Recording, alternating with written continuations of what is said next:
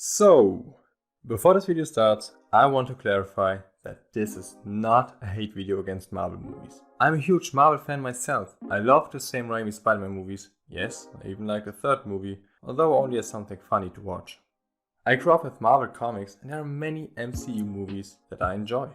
That being said, there are also many I don't enjoy. So when I'm saying that Marvel movies are pointless, I'm really talking about most of the MCU movies. And here's the problem I have with them. When the first MCU movie, Iron Man, was released in 2008, I was only 8 years old. So when the first two Phases were released, I was merely a kid or teenager.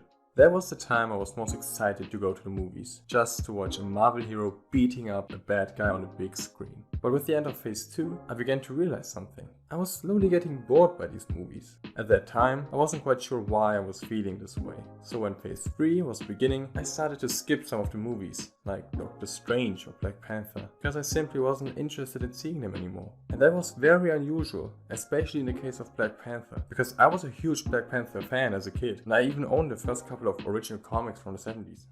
Before the release of Infinity War, I suddenly figured why I lost interest in the MCU while watching one of the better Marvel movies, Guardians of the Galaxy 2. All these movies feel like there's nothing at stake, and I needed the ending of Guardians of the Galaxy 2 to remind me of that. All the MCU movies up until that point were pretty much the same. Someone becomes a hero, some other dude becomes a villain, you throw in some side characters, which most of the time are for comedic relief purposes, you make the hero and villain fight at the end, and the hero saves the day. Of course, this promise of a movie isn't necessarily bad, especially if you just want to have some fun watching superhero movies. But if you spend money on movies that start repeating themselves again and again, you simply start to feel like it's just not worth your time and money anymore. But then Avengers Infinity War was released, and this changed everything. At least so I thought. Infinity War looked so promising. The villain Thanos seemed to be a major threat, and this time it looked like that many Avengers could possibly die. And I genuinely had a great time in the movie theater. Actually, it was one of the best movie theater experiences I've ever had. Especially at the end. Because, well, yeah, you know, I was shocked. And so was everyone else watching this movie. But when I left the movie theater, I began to realize that there's no way they are going to let them die for real. They will find some way to bring them back.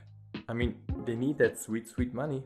But I was alright with the thought of them coming back, at least some of them. So when Endgame came out about 1 year later, I was actually kinda excited, even though I expected many of the dead characters to come back. But they decided to bring back pretty much everyone.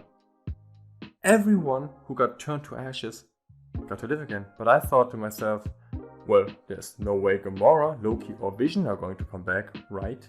But they did it. These sneaky little rats did it anyway. They straight up resurrected Loki for like the third time now, and also resurrected Gamora.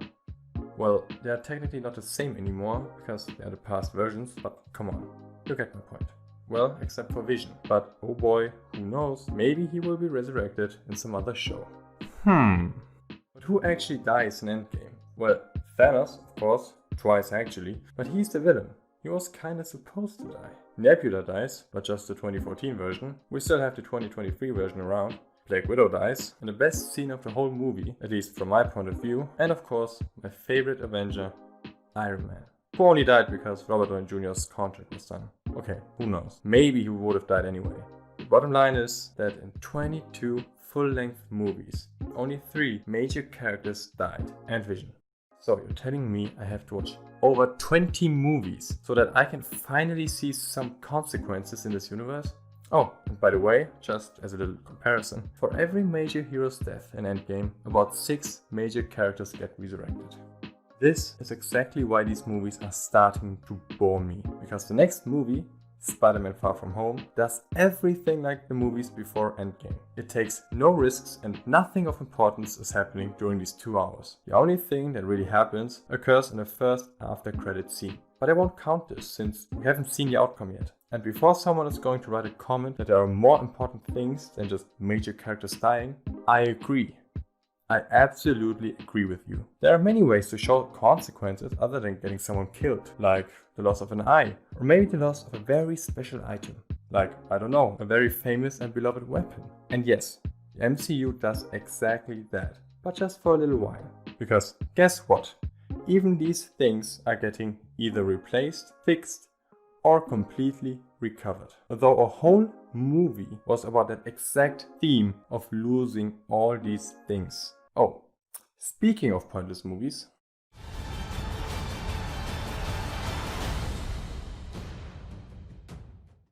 I was so excited about Civil War. I really wanted to see these big heroes fighting each other in a big and epic battle. Well, this is what we got. Some heroes fighting in an airport in Germany. Well, at least we got to see the most famous team of heroes being splitted in half and fighting each other. Even though the fight wasn't that epic, I was still excited to see what will happen by the end of the movie and what consequences the established conflict between Iron Man and Captain America would mean for the next movies. Well, apparently nothing. They don't really see each other for a while, but as soon as Thanos was around the corner, they fought together as a team. Again. I remember the marketing for this movie. Which side are you on? Team Captain America or Team Iron Man? Well, it never mattered which side I was on, because all of this led to nowhere. So yeah, I think this video pretty much sums up why I can call these movies pointless. Although I have some problems with them, even beyond the fact that they seem pointless, I still like most of them. I don't think that I ever will be able to really hate a Marvel movie. There are just some I really like, and some I don't like.